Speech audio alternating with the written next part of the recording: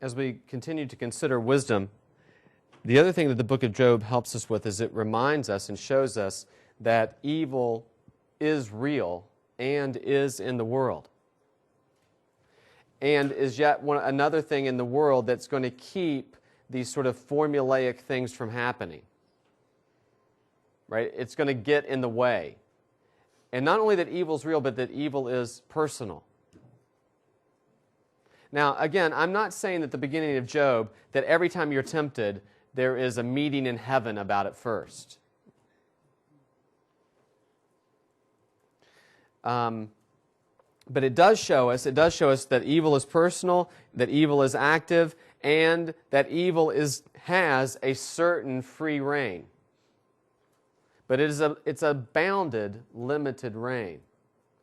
As bad as it is, at the end of the day, reading Job, you realize what? You know what? That Satan has as much leeway as God will give him.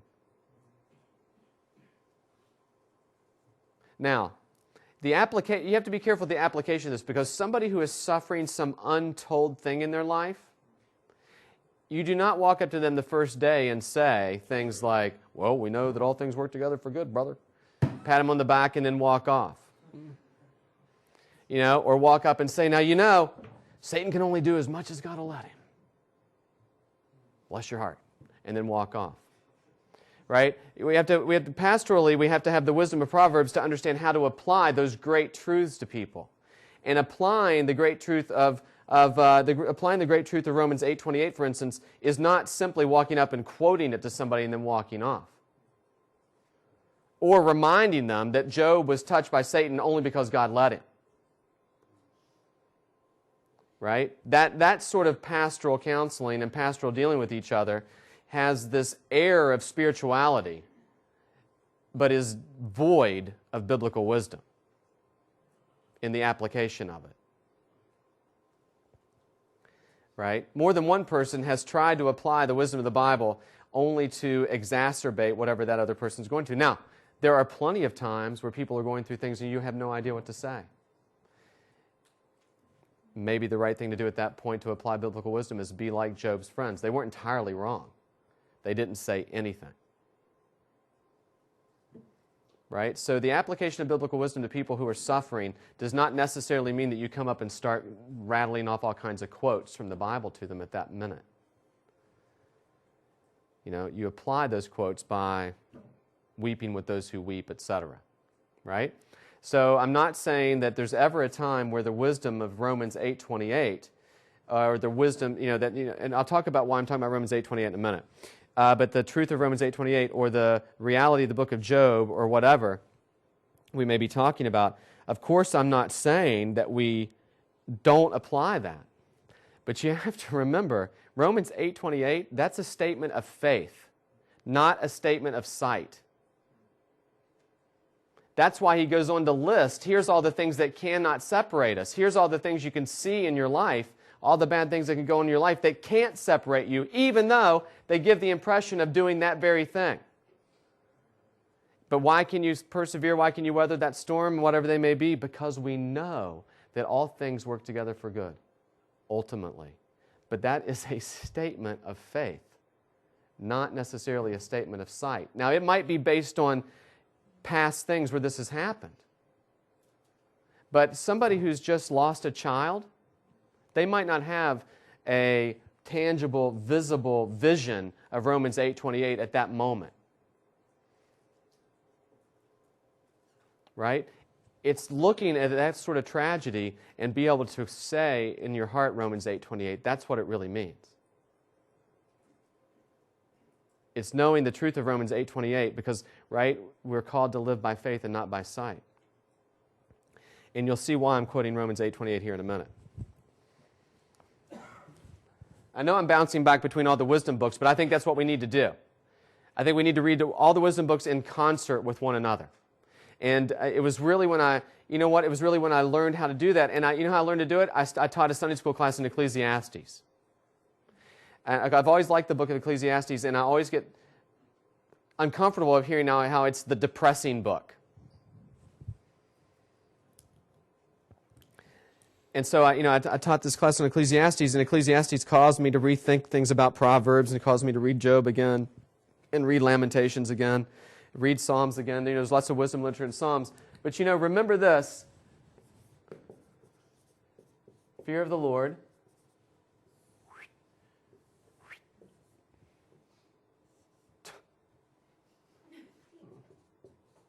I think, again, this idea of the fear of the Lord is the beginning of wisdom puts us again back on this vertical and horizontal plane in life. The fear of the Lord is meant to flow out in the sort of living that's described in Proverbs, the sort of speaking that's described in Proverbs, or the sort of perception of the world by faith that we see from reading Job and knowing that it's only in the book of Job that we have a God's eye view of life. We don't have the same exact privilege when we go through things or other people are going through things. Now, we do have the privilege of knowing that God is at work the same way He's at work in Job. But that doesn't mean we can see, yeah, there, that. Because Proverbs 3, 5, and 6, in all your ways acknowledge Him, He will direct your paths. I'm not saying that that's just a general principle. That's one of the examples of where it's not just a general principle that acknowledge God, and yes, sometimes He'll help you out, sometimes He won't. In all your ways acknowledge Him, and maybe, if it's the right day, He'll do the right thing. That's a different sort of proverb. And that proverb is what it's saying is the truth. But it doesn't say in all your ways acknowledge Him, and He'll give you a roadmap, complete with a key that tells you about everything that happens in your life and what it means and how it's going to resolve itself and when. The one thing we know is that ultimately one day all things will resolve themselves or be resolved. And we're called to live in hope in the future. Right? So anyway, all this is to say, if we turn to the so-called depressing book, you want to begin with what I think more and more is the sort of core of Ecclesiastes.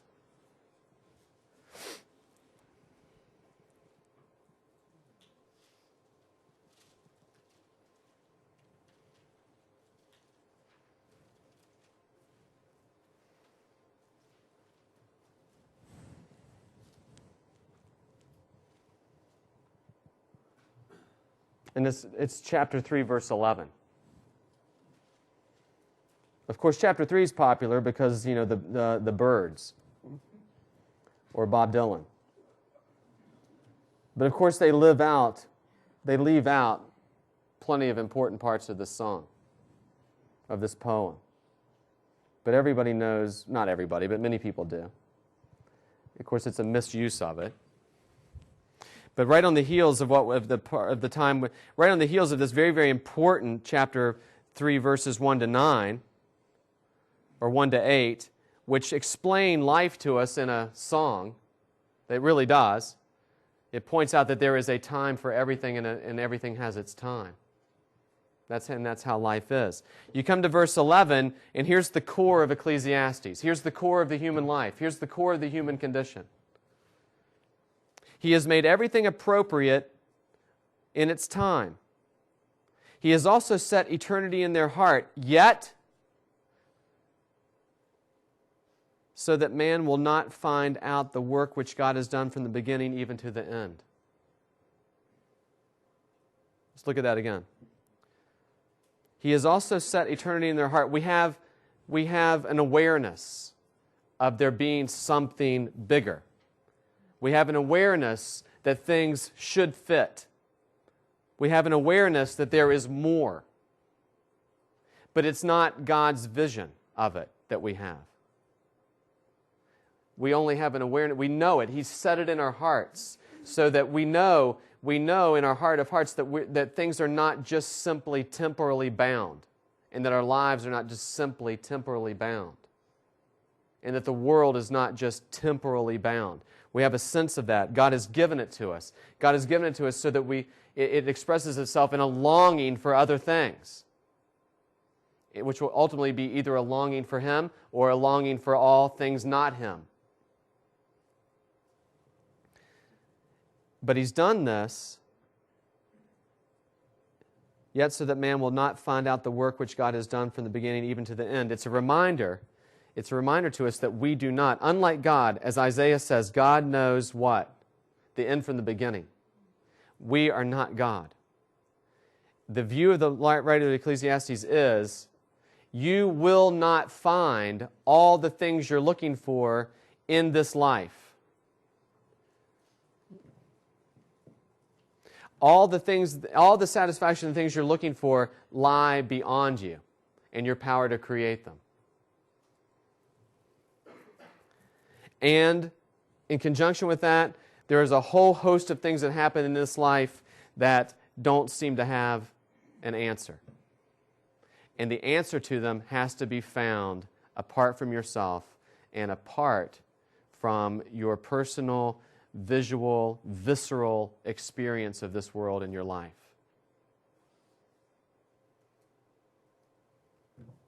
I think that's what he's trying to say. Because he'll say, I've seen it happen. A man works his whole life. He stores it up. He dies. And some lowlife gets all of his stuff. I've seen this happen. Or he'll say, one of the great lines, I've seen what?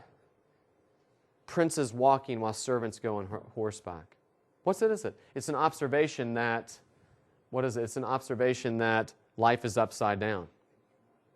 Things are not as they should be. And that it's common that things are not as they should be. But there are times where things are as they should be.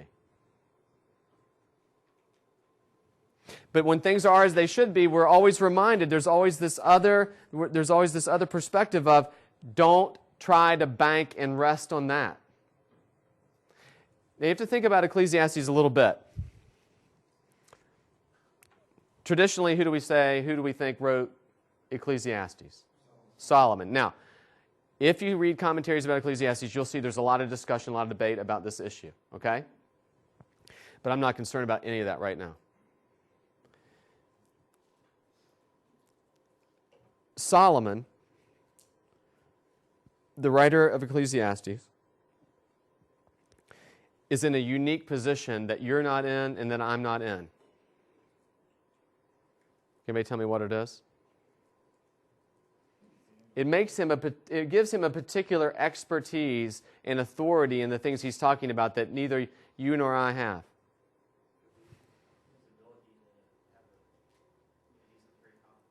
Yeah. Nothing is withheld from him. Nothing.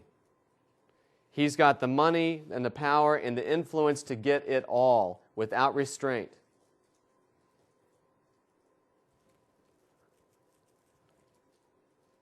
There's nothing withheld from him in terms of pleasure, in terms of knowledge, in terms of experience, in terms of material goods. Nothing. Nobody can say no to him, and he can have whatever he wants because he has the means to have it. Right? So he has a particular view of this world because he really has expertise in saying, look, not only is a little bit not satisfying, ultimately, but it altogether at any point is not satisfying. So one person I heard say this, and I think this is the best thing I've ever heard about what happens in Ecclesiastes. The writer takes the world, including pleasures, money, possessions, knowledge, learning, you name it, and he holds it in his hand and he turns it over and over and over and over and looks at it from every angle and experiences it from every angle. And he finally says, the answer is not in any of this. Only the questions.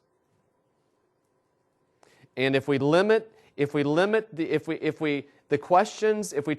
for answers and limit the answers to the things in this world as great as they are, we're going to come up short every single time. They're not there.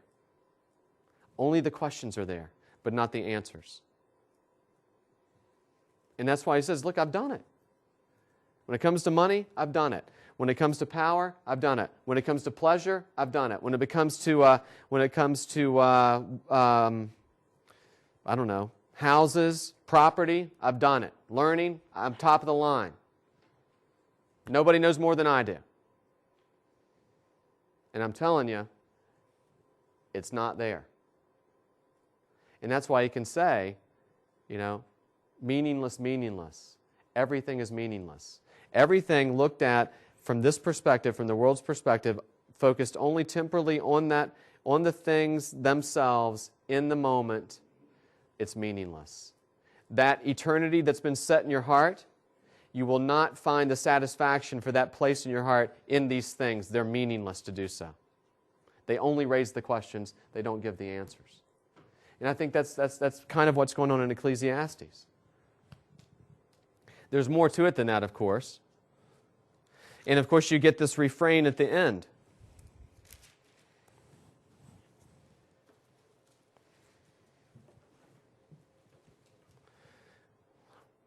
In chapter 12.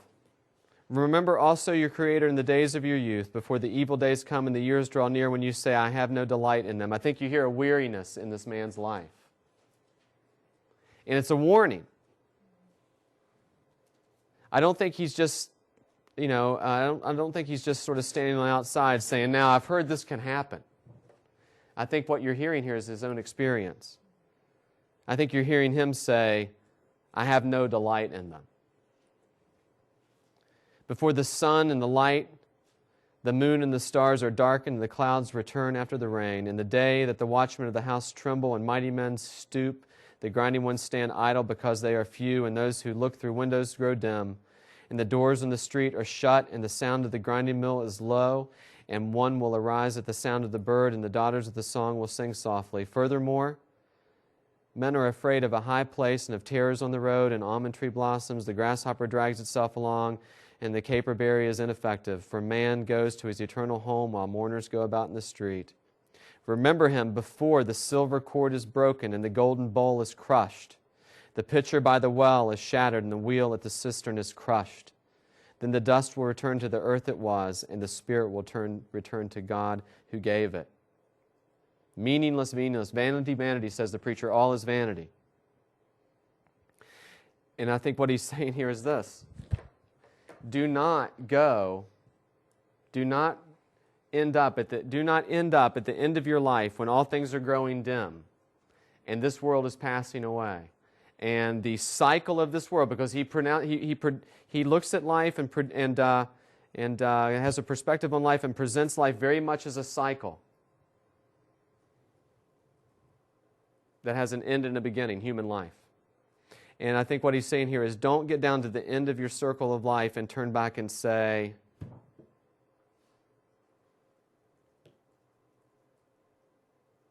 I missed it all.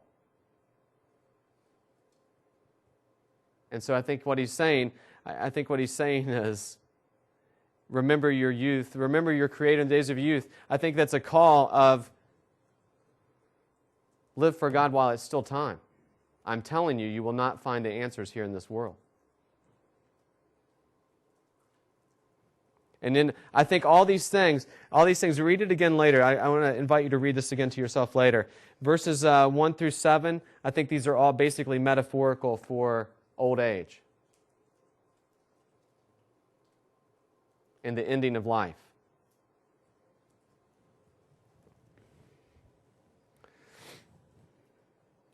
And then, of course, you have the end, verse 13. The conclusion, when all has been heard, is this: fear God and keep His commandments, because this applies to every person. For God will bring every act to judgment, everything which is hidden, whether it is good or evil. And, of course, in the midst of the book, he has other things to say about living for God and living before God. And so, again, I think the writer of Ecclesiastes is acknowledging that there are all kinds of things that happen in this life that you look at and you cannot explain. You don't know the reasons. You don't know the reasons for everything that is happening. But I'm telling you, you're not going to find the answers in living for this world. And that's why I think the parallel, one of the parallel texts of the whole book of Ecclesiastes, especially 3:11, is Romans 8:28. That's a wisdom phrase. We know that all things work together for good, right? To those who love God to those who are called according to His purpose. We know that they all work for good, but it's not saying we know we can define and look and unpack every single thing that happens and tell you exactly here's how it's working for your good at this moment. It's a statement of faith. Ecclesiastes 3:11, this is a statement that life is a life lived by faith. Because you have this eternity set in your heart, but not in such a way as you can unravel it all. And so we're left in Ecclesiastes, in light of the teaching of the New Testament, Ecclesiastes leaves us sort of on the brink of will we live by faith or by sight? Or will we opt for all the things that we can see that might give us pleasure and esteem and satisfaction, whether it be money or possessions or a position or knowledge or sex or whatever it will be, all those things you can see and they're tangible. Right? That's what sets all those not gods and idols in our life over against God, is you can see them. And they hold out the temptation and the expectation that you can have it right now. Because why? Falling for idolatry is living by sight and not by faith. That's why we do it so much. It's instant pleasure, instant gratification. Not taste and see that the Lord is good. It's right now, have this. This will fulfill all your needs. But of course, what do you find out? Before you're even done with it, you need more. And you're not satisfied. And I think read in the light of the New Testament, that's where the writer of Ecclesiastes leaves us, is to contemplate the world around us and think carefully about the things we do, the decisions we make, and how we're going to live and why we're going to live. And to warn us, if you opt for these things that are not God, then the day is going to come when your eyes will grow dim and the things of this world are fading away and there's nothing left, and there's metaphors in there, you don't have it in you to pursue the desires you used to pursue because you're old and your time is past. Don't let your life come down to that time. When you'll see at the end, it was useless. And so it's all meaningless. It's vanity. Vanity of vanities. All things are vanity, says the preacher. It's vanity to chase. It's like chasing after wind, trying to find the answers and trying to find the ultimate satisfaction in this thing in life. And so anyway, if you take Ecclesiastes, you take Job, you take Proverbs, and then you take, we haven't even talked about Lamentations, and we don't really have time to do that. You take all those things together, and all of a sudden what you have is, once again, I know it might sound like a broken record or beating a dead horse, but what you have once again is a comprehensive view of all of life. It's not a comprehensive answer to everything, but it's a comprehensive view of all of life that we're meant to live by faith in the Son of God who loved us and gave Himself for us.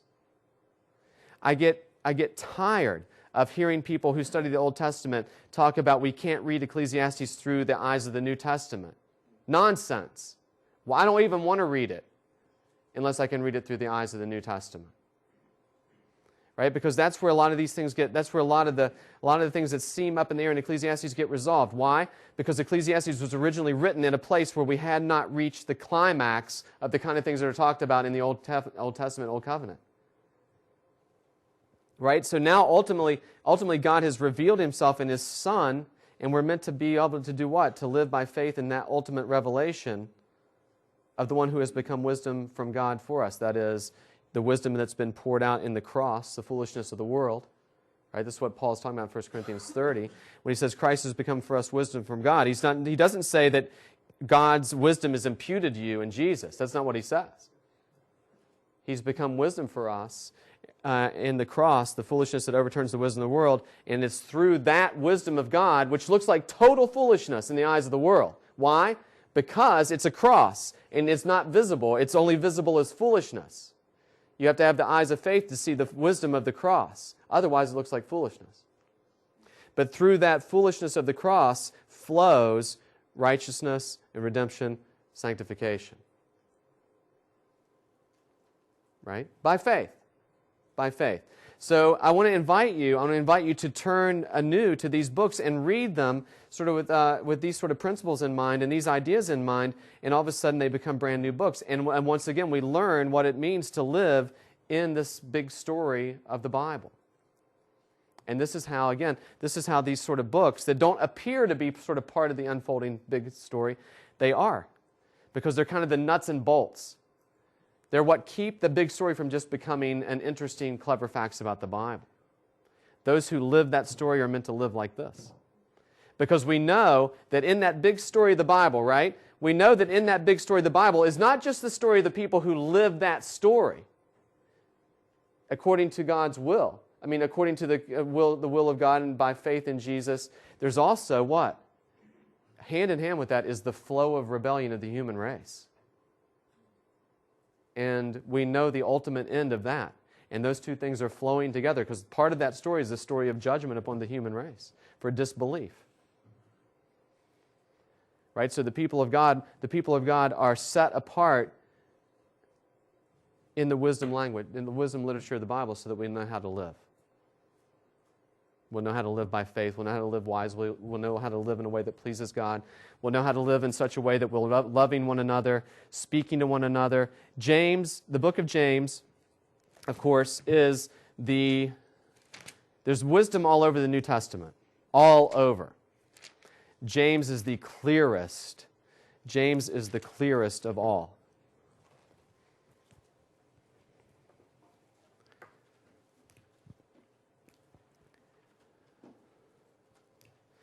Chapter 1 starts off with a statement of faith. Consider it all joy, my brethren, when you encounter various trials, knowing that the testing of your faith produces endurance. Let endurance have its perfect result, so that you may be perfect and complete, lacking in nothing. How can you consider it joy? Now, I don't think he's saying every time you have trials, you just sort of jump around and high five and whoop it up. Yes, another trial. Super, great. So happy. I think what he's talking about is the sort of divine joy that wells up from our heart of knowing what? That these things are happening in our life for a purpose. God's purpose. And look how he does it. This is wisdom literature, right? It's an epistle. It's not exactly. I know. But it is influenced heavily and clearly by biblical wisdom tradition. Trials. What do you need to get through trials? You need perseverance. According to James, according to Paul in Romans 5, 1-5, how do you get perseverance? Trials. What do you need to get through trials? Perseverance. How does perseverance develop in your life? Through trials. That's how you can count it joy, is because knowing that the testing of your faith produces endurance, and what? Let endurance have its perfect work. That is an eschatological statement. Let perseverance have its ultimate eschatological work in your life so that you may be perfect and complete, lacking nothing. In other words, it is moving somewhere. It's going somewhere. And that's how you can count suffering to be joy. Not goofy joy, but joy knowing that in the midst of this pain, I can have the deep, inner, true joy of knowing, even if it's a mustard seed of faith, which is Jesus said, all you need. Even the mustard seed of faith that hangs on saying, God's at work in my life. Whatever's going on now, I can't even say what it is, but I'm going to hang onto that as if by a thread. Why? Because this is going somewhere, and this is not the ultimate end of my life.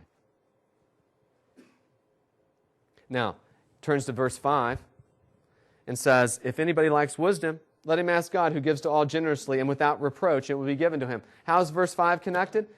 What's the wisdom he's talking about? The wisdom to be able to live according to verses 2-4. The wisdom to learn to live by faith and to understand that trials produce endurance in your life, and you need endurance to go through trials. And again, if you want the other example, go to Romans 5, 1-5. And you'll see, except it's more developed. But here it's ask God. You need the wisdom to learn to do this? Ask God, who gives to all generously and without reproach. What's the reproach? You ever thought about that? You come to God and ask for this kind of wisdom, and God doesn't say, I can't believe you don't have this wisdom. No, God gives it to you without reproaching you for not having it. That's the reproach that's not there. God doesn't chastise you for asking Him for this wisdom by saying, all right, if you don't have it, I'll give it to you. No, God knows you don't have it, and He knows that He's the only one that can give it to you, and that's the only place you're going to get it. So He gives it to you without chastising you and, running you down because you don't have the wisdom that it takes to live the kind of life He wants you to live. Right? So again, you see, once again, it's where we started the first day. The perspective of the Bible, the perspective of human life in the Bible is that we'll live lives apart from ourselves, continually turning outside of ourselves for contentment and life and happiness and whatever else there is for all things. And once again, and I always use this word, it's our maniacal self-reliance, proven over and over again to fail, that always gets us into trouble and leads us away from God. Always. From the beginning, from Adam and Eve. Right? So, anyway, I know it's been a little bit sermonic in the past few minutes, but this is the kind of way we need to be reading biblical wisdom. Because this is how it's all connected. Again, it's not just sort of, oh, this is good, this is good, this is good. Now, here's the other thing you can do. Here's a few practical points. And we started with Proverbs. We'll go back to Proverbs. A few practical points, and that is, go through Proverbs. I invite you to do this. If you're going to teach through Proverbs, it's not good to preach each proverb at a time. Now, somebody give me one reason why it might not be good to preach every proverb, proverb by proverb by proverb by proverb, besides the fact that who knows how many number of years you'll be in it. What's the real reason for not doing that? They're so repetitious, right? And I don't mean repetitious in a droning bad way, but how many things are you going to say? Eventually, you'll just have to make stuff up to say something new and clever about the tongue. Or use them, or capitalize on whatever metaphor is being used. Like James uses a bunch of nice metaphors, right? Like sets a whole forest ablaze and all these. I mean, he talks really about the power of the tongue. But you can only unpack that for so long before you're going to run out of stuff to say. Especially if you have to preach like 17 more messages on the tongue before this series is over. So here's what I think you should do when you're interpreting the book of Proverbs to present it in some kind of way. And that is you go through and you note the Proverbs and what they're connected to. So you go through and you look at the number ones that talk about the fool. And you group those together. You go through and you look at the ones that talk about sort of the lazy person, or all the ones that talk about the relationship between God and man. That's important. Or all the Proverbs that go and speak directly about something about God and what God is doing. Maybe begin there first. I don't know. And then, all the ones that talk about speech.